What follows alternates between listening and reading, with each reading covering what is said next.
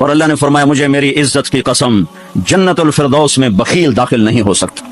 اور اللہ شیطان کہتا ہے کہ مجھے عبادت گزار بخیل سے کبھی ڈر نہیں لگا کہ اس کا بخل اسے ضرور جہنم میں پھینکے گا. نافرمان سخی سے ہر وقت ڈرتا رہتا ہوں کہ اس کی سخاوت کب اسے جنت میں پہنچاتا. آپ نے سامری کا نام تو سنا ہوا ہے, قرآن میں بھی ہے, جس نے موسیٰ علیہ السلام کی قوم کو گائے کے بچے کی پوجا پہ لگا دیا, بچڑے. اللہ نے کہا سب کو قتل کرو, سارے پکڑے گئے, قتل کیے گئے. سامری بھی آ گیا, موسیٰ علیہ السلام نے کہا قتل کرو, جبریل آ گیا. موسیٰ, اللہ تعالیٰ کہہ رہے ہیں اسے قتل نہ کرو, یہ اپنی موت آپ مرے گا. تو موسیٰ علیہ السلام کہنے لگے جو سارے کفر کا سبب بنا اسے کیوں چھوڑ رہے ہیں؟ تو اللہ تعالیٰ نے کہا سخی ہے, سخی کو قتل کرنا مجھے اچھا نہیں لگتا, چھوڑ دو, اپنی موت آپ مر جائے گا. کافر کو سخاوت قتل سے بچا گئی. جب ایمان والا کوئی مرد عورت سخی ہوگا تو اللہ کی بارگاہ میں کیسے اونچے مرتبے لے کر جائے. تو اپنے اوپر خرچ کرو وسعت کے مطابق. اللہ نے روکا نہیں ہے, منع نہیں کیا ہے, لیکن غریب کو بھی یاد کرو.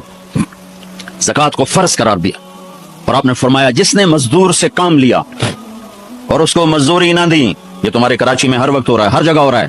جتنا بڑا کوئی طاقتور ہے اتنا وہ اپنے نوکروں پر ظالم بھی ہے, جابر بھی ہے, اور ان کے حقوق بھی مارتا ہے, چونکہ فریاد ہی نہیں کر سکتا. میرا پنجاب کا زمیندارہ ماحول سارا ایسا ہی. تو آپ نے فرمایا جس نے مزدور سے کام لیا اور اسے موقع پہ تنخواہ نہ دی اور اس کے پیسے مار لیے, تو اس مزدور کا قیامت کے دن میں وکیل بنوں گا, میں اس کا کیس لڑوں گا. اور جس کا کیس میرے نبی نے لے لیا پھر اگلا کوئی بچ کے جا سکتا ہے کہیں؟ مزدور کا پسینہ خشک ہونے سے پہلے اس کے ہاتھ میں پیسے پکڑا دو. پھر مزدور سے فرمایا, یعنی دونوں طرف کا خوبصورت, کیا دین خوبصورت ہے, کہ جو اپنے نوکر کی, جو اپنے مالک کی نوکری بھی پوری دیانتداری سے کرے اور اللہ کی بندگی بھی دیانتداری سے کرے تو اسے ہر کام پہ دگنا اجر ملے گا, دگنا. یعنی میں ایک نماز پڑھتا ہوں, میری 10 ہیں, اس کی 20 ہوں گی. میں ایک روزہ رکھتا ہوں, میرا 1 ہے, اس کے 2 ہوں گے. میں ایک قرآن ختم کرتا ہوں, میرا 1 ہے, اس کے 2 ہوں گے. ایک طرف اپنے مالک کے ساتھ دیانتداری سے نوکری کر رہا ہے اور ایک طرف اپنے اللہ کے ساتھ دیانتداری سے بندگی کر رہا ہے, دگنا اجر ہو جائے گا. تو مال خرچ کرنا یہ تیسری بنیاد. چوتھی بنیاد ہے روزہ. لا الہ الا اللہ یہ کلمہ تعارف ہے, کلمہ معرفت ہے. نماز اس تعارف کو محبت میں بدلنے کا ذریعہ ہے. زکوٰۃ لا الہ الا اللہ یہ تعارف ہے. نماز یہ تعلق پیدا کرتی ہے, زکوٰۃ یہ محبت پیدا کرتی ہے, اور روزہ یہ عشق پیدا کرتا ہے. یہ یوں ترتیب چلی ایسے سے. ایک دم حج پہ ہم چڑھ جاتے ہیں نا, یہ پچھلی سیڑھیاں طے نہیں کرتے, جیسے جاتے ہیں ویسے واپس آ جاتے. تو لا الہ الا اللہ محمد رسول اللہ یہ تعارف کا کلمہ ہے, تعارف ہو رہا ہے, پہچان ہو رہی.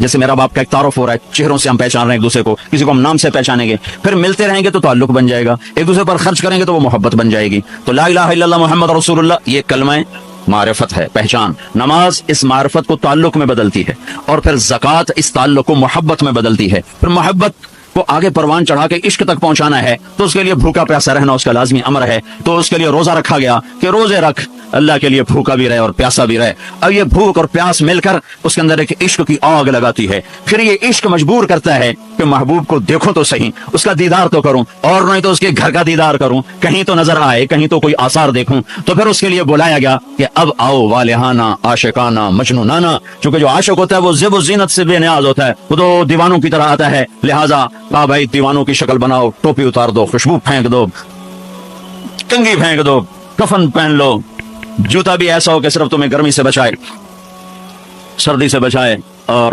آؤ میرے گھر کی طرف. کراچی میں کہا تضرعا و خفیہ, مجھے یاد کرنا تو آہستہ آہستہ, شور نہ مچایا کرو. اور جب بیت اللہ میں بلایا قال عجب ثج, شور مچاتے ہوئے آؤ.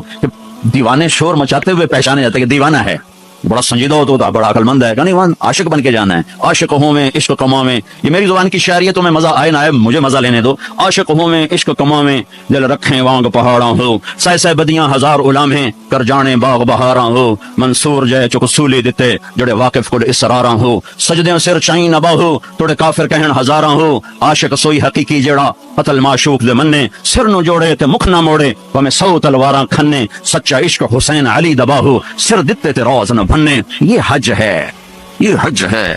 اب الحب ان یخفا وقد کم قتمته فاصبح عندي قد اناق وطنبا. یہ ایک لڑکی بیت اللہ کا طواف کر رہی تھی اور یہ شعر پڑھ رہی تھی. اذا شد شوقی ہام قلبی بذکرہ وان رمت قربا من حبیبی تقربا. اور جنید بغدادی طواف کر رہے اور ان کے کانوں میں شعر پڑے, اور شعروں کا ظاہر بڑا جب ہے کہ میں نے تو محبت کو بہت झटके दिए, बहुत अपने आप को बचाया, पर इश्क ने मेरे दिल में डेरे डाल दिए और खेमे काट दिए, तनाबें कस दी, मुझे कहीं का ना छोड़ा, मुझे किसी का ना छोड़ा, मैं एक ही की होके रह गई। जब उसका ख्याल आता है तो मैं पागल हो जाती हूँ, जब वो नजर आता है तो मैं होश में आती हूँ। तो वो जुनैद बगदादी कहने लगी, वो लड़की बैतुल्लाह में क्या कह रही। तो उसने देखा और हंस पड़ी। क्या समझे हो, मेरी बात को गलत समझे हो, मुझे मेरे रब का इश्क रात के अंधेरे में यहां लाया, मैं किसी और की बात नहीं कर रही। फिर कहने लगी, तुम किसका तवाफ कर रहे हो? तो जुनैद कहने लगे, बैतुल्लाह का। तो वो जोर से हंस पड़ी और यूं आसमान को देखा, कहने लगी, वाह मेरे रब, तेरे भी कैसे दीवाने बंदे हैं जो तुझे छोड़ के पत्थरों का तवाफ करते हैं, जो तुझे छोड़ के पत्थरों का तवाफ करते हैं। जुनैद फरमाते, मैं तो बेहोश होकर गिर गया, जब होश आया तो वो बच्ची जा चुकी थी। तो ला इलाहा इल्लल्लाह मोहम्मद रसूलुल्लाह पे मेहनत तारुफ, नमाज पे मेहनत ताल्लुक, माल का खर्च करना मोहब्बत, रोजे रखना इश्क, और हज फिर विसाल है, मिलाप है, मुलाकात है। देखो ना, कोई इबादत की शक्ल ही नहीं है। एक आदमी नंगे सर है, 2 चादरें पहनी हुई है और बैतुल्लाह में चक्कर लगा रहा है। भाई क्या कर रहे हो? तो ऊंचे कोठे ते चढ़ देखा, उभा देखा, लमा देखा, डठी दिल को दिवा टेका, सजड़ मिलसम के मर पोसा। ये तवाफ है कि मैं तो कभी दाएं देखती हूँ, कभी बाएं देखती, कभी आगे कभी पीछे, कहीं मेरा महबूब नजर आए तो मैं मर जाऊंगी, जान की बाजी हार बैठूंगी। मैं महबूब की तलाश तेरे कूचे इस बहाने, मुझे दिन से रात करना, कभी इससे बात करना, कभी उससे बात करना। हज इश्क है, वो हमें हासिल नहीं होता है, लिहाजा थोड़ी सी तकलीफ आती। उस्मान जी पैसे इतने लाए नहीं थे की ताजे साढ़े ना, क्योंकि वो तो खाने पीने का प्रोग्राम है, खाबा प्रोग्राम है, या बूफे मुझे याद नहीं आ रहा था, बूफे ठंडा मिला है, उसके तो तस्वुर में ही नहीं है कि मैं किसे ढूंढने आया हूं। ऐसे तो नहीं, हुसैन बच्चों समेत नेजों पे चढ़ गए थे। एक हम आयशा बैठी कपड़ा सी रही थी, सुई गिर गई, थोड़ा सा अंधेरा नजर नहीं आ रही, हमारे नबी कमरे में एंटर हुए तो आपके चेहरे के नूर से सुई चमकने लगी, तो आपने सुई को उठाया है। ये मेरे नबी का जाहिर है जो अल्लाह ने इतना खूबसूरत करके बनाया। फिर यहीं हमें जिंदगी की खूबसूरती भी मिली कि जिंदगी खूबसूरत हो। जिंदगी खूबसूरत होती है रवैयों के साथ। पहला रिश्ता खामिंद और बीवी है, फिर औलाद है, फिर आगे रिश्ते बनते हैं, माँ बाप हैं, ये सारे रिश्ते ये उस जिंदगी से बनते हैं जो मेरे नबी हमें सिखा कर। आप बतौर चूंकि आपने बाप तो देखा नहीं, माँ को देखा है, और माँ के साथ ज्यादा अरसा नहीं रहे, सिर्फ 6 साल रहे हैं, तो माँ के साथ क्या होना चाहिए? माँ के साथ सलूक होगा तो माँ दुआ देगी ना, बाप की खिदमत करोगे तो बाप दुआ देगा ना, आंखों में आंखें डाल के बात करोगे तो जिंदगी बाप को तो नींद नहीं आएगी, माँ को तो नींद नहीं आएगी। माँ बाप में सलूक, औलाद लड़के बैठी हो तो माँ बाप को तो नींद नहीं आएगी। बीवी बदतमीजी से बात करे तो खामिद के नींद उड़ जाएगी, खामिद बदतमीजी करे तो बीवी की नींद उड़ जाएगी। तो ये कहां से जिंदगी मिलेगी? मेरे नबी के दरवाजे पर जाओ, वहां पता चलेगा कि जिंदगी कैसे गुजारी। तो आपने अपनी इस तमन्ना का इजहार किया, काश मेरी माँ जिंदा होती तो मैं उसकी ऐसी खिदमत करता। मैं इशा की नमाज के मुसल्ले पे खड़ा होकर हाथ बांधे सूरत फातिहा पढ़ रहा था, अल्हम्दुलिल्लाह रब्बिल आलमीन। इधर से एक मेरे घर से आवाज आती, मोहम्मद। मेरी माँ मुझे पुकारती, मोहम्मद। तो मैं नमाज तोड़ के कहता, लब्बैक या उम्मा, माँ जी मैं हाजिर हूँ, हाँ जी मैं हाजिर हूँ। जिंदगी को खूबसूरत बनाने का माँ बाप के लिए तरीका कि औलाद माँ बाप की आंखों की ठंडक बने। ये बच्चे हमारा सबसे कीमती सरमाया, और इन्हीं पर सबसे बड़ा जुल्म होता है। सबसे बड़ा जुल्म है आज के माँ बाप का 3 साल के बच्चे को स्कूल डालना, सबसे बड़ा जुल्म है। वो रोता हुआ जाता है, रोता हुआ आता है, और माँ बाप से उसकी मोहब्बत की तार कटते जाते हैं, कटते जाते हैं, कटते जाते हैं। 7वें साल में वो बदतमीज हुआ पड़ा होता है। अब माएं परेशान है, बच्चे बदतमीज हैं, बच्चे बदतमीज हैं, क्योंकि माँ ने गोद नहीं दी। जो टाइम माँ ने देना था वो दे दिया स्कूल को। और हमारे स्कूल कारोबारी इदारे हैं, इल्मी इदारे नहीं है, कारोबारी इदारे हैं। मेरे मुल्क का ये रोग है कि यहाँ का वकील भी कारोबारी है, यहाँ का डॉक्टर भी ताजर है, यहाँ का वकील भी ताजर है, यहाँ का जज भी बिक जाता है, और यहाँ का स्कूल और कॉलेज भी कारोबार है। 3 साल का बच्चा जब माँ बाप से दूर होता है, रोता हुआ जाता है, रोता हुआ था, तो वो माँ बाप से दूर हो जाता है, उसके अंदर नफरत पैदा होनी शुरू हो जाती है। सर उठा जो वो सर निकालता है तो वो माँ बाप का नाफरमान हो जाता है, बदतमीजी करता है, लड़ता है, झगड़ता है, क्योंकि माँ और बाप ने टाइम नहीं दिया। और फिर इस मोबाइल ने हमारी जिंदगी, घर की जिंदगी तबाह कर दी है कि बच्चा आकर माँ से बात करता है, माँ मोबाइल को देख के बच्चे से बात कर रही होती, वो बाप से बात करता है, वो अपने मोबाइल में और बच्चे से बात करता है। ये उस बच्चे की इज्जत को ज़बह कर देने वाली बात। آنکھ سے آنکھ ملانا عزت دینا ہے. میرے نبی پاک صلی اللہ تعالی علیہ وسلم کی طرف جب جب کوئی آپ کو بلاتا نا یا رسول اللہ آپ سے، تو مثلا یہ ہماری مجلس ہے، ادھر بھی لوگ ہیں ادھر بھی لوگ ہیں، اب مجھے کوئی ادھر سے بلائے تو میری تو اتنی گردن مڑے گی، کوئی ادھر سے بلائے میری اتنی گردن مڑے گی، لیکن میرے نبی پاک صلی اللہ علیہ وسلم کو ادھر سے جب کوئی آواز دیتا یا رسول اللہ تو اب یوں نہیں کرتے تھے ہاں جی 10 کی گل ہے، اب پورا یوں کرتے تھے ایسے. بولو میرے بھائی کیا بات، سبحان اللہ، اللہ اکبر. آپ کو ادھر سے کوئی بلاتا یا رسول اللہ سب ایسے نہیں کرتے تھے ہاں جی بولو، اب پورا ایسے مڑ کر پھر فرماتے جی فرمائیے کیا بات. اب عام لوگوں کے ساتھ یہ فرماتے تھے، ہم تو اپنی اولاد کے ساتھ یہ نہیں کرتے، بیوی خامند کے ساتھ یہ نہیں کرتے، خامند بیوی کے ساتھ یہ نہیں کرتے، تو وہ ایک گیپ پیدا ہو جاتا ہے، ایک فاصلہ پیدا ہو جاتا ہے. تو میرے نبی نے بتایا کہ ماں باپ کے ساتھ کیا کرنا ہے، کہ میری ماں ہوتی تو میں نماز ہی توڑ دیتا اس کے لیے. حج کا سفر 70,000 کا مجمع تقریباً جمع ہو چکا ہے اب آپ پہنچتے پہنچتے، اور آپ ایک دم اونٹنی کا رخ موڑا پہاڑوں میں چلے گئے.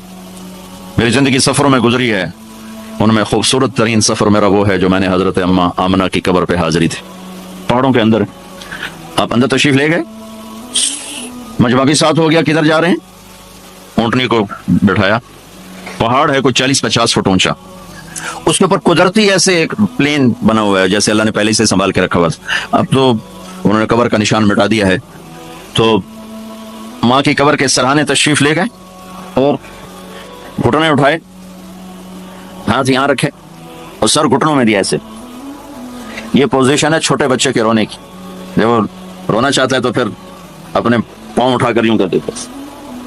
پھر اس کے بعد آپ ایک معصوم بچے کی طرح روئے، اور اتنا روئے کہ آپ کی ساری داڑھی آنسوں سے تر ہو گئی، آپ کا احرام تر ہو گیا، اور اپریل کی دھوپ تھی. اور آپ نے فرمایا میں آج رات یہیں قیام کروں گا. میں وہاں گیا ہوں، وہاں 2 آدمی نہیں ٹھہر سکتے. میرے نبی نے کہا میں یہیں ٹھہروں گا. آگے کوئی 6-7 میل دور انتظام تھا حاجیوں کے اس قافلے کے ٹھہرنے کا، کچھ لوگ چلے گئے ہوں گے، لیکن آپ نے وہ رات اپنی ماں کے سرہانے گزاری. اور میں جب وہاں پہنچا تو مجھے چونکہ سیرت پڑھی تھی تو مجھے چشم تصور میں وہ نظر آ رہا تھا، حضرت آمنہ کی عمر صرف 25 برس تھی اور ہارٹ اٹیک ہوا اچانک، بولا نہیں جا رہا. اور اللہ کے نبی ماں کو دیکھ کے گھبرا رہے ہیں کہ کیا ہوا، 6 سال کا بچہ پہلی موت دیکھ رہا ہے، وہ بھی ماں کی. تو مجھے ہارٹ اٹیک ہوا تو بولا نہیں جاتا، بلا رہے ہیں بولا نہیں جا رہا، آوازیں نکل رہی، تو بلا رہے ہیں ام ایمن بھی ساتھ ہے، آوازیں نکل رہی، لیکن بجھنے سے پہلے شمع کے جو بھڑکتی ہے 2 لفظ بولے، کل حی میت و کل جدید بال وقد ولدت طہرا. میرے بچے ہر جوانی ڈھلتی ہے اور ہر زندگی موت کا نوالا بنتی ہے، مجھے لگتا ہے میرا وقت آ گیا ہے، لیکن میں ایک ایسے بچے کو چھوڑ کے جا رہی ہوں جو ساری دنیا کو پاک کر دے، پاکیزہ چھوڑ کے جا رہے ہیں. تو پتھروں میں ہی دبایا، کوئی کھودنے کا تو انتظام ہی نہیں تھا. جب پہاڑ سے نیچے اترے تو اللہ کے نبی نے ایک دم ہاتھ چھڑا، دوڑ لگائی اور پھر پہاڑ پہ چڑھ گئے. تو ام ایمن آپ کی ماں ہے، دودھ پلا، 8 عورتوں نے میرے نبی کو دودھ پلا، ان میں ام ایمن بھی. وہ جب پیچھے گئیں تو ایسا منظر تھا جس کو دیکھ کر شاید زمین بھی رو رہی ہوگی اور آسمان بھی اور ابوا کے پہاڑ بھی. آپ ماں کی قبر پر ایسے لپٹے ہوئے تھے اپنے سینے کو پتھروں کے ساتھ، اور یوں دونوں ہاتھوں سے پتھر لیے ہوئے تھے. جب آپ ام ایمن قریب آئیں تو آپ سنا تو آپ فرما رہے تھے ماں جی آپ کے سوا تو میرا کوئی نہ تھا، آپ بھی مجھے چھوڑ کے چلی گئیں، میرے لیے آپ کس کی گود ہے. تو ام ایمن رضی اللہ عنہ نے اٹھانا چاہ کے بیٹا اٹھو، تو آپ نے انکار کر دیا. تو میں نے کھینچ کے نیچے لائیں اور زبردستی لائیں اور اونٹنی پر بٹھایا، اور آگے 2 راتوں کا سفر تھا، وہ سب میرے نبی کے خاموش آنسوؤں سے آپ کا گریبان تر ہوتا گیا.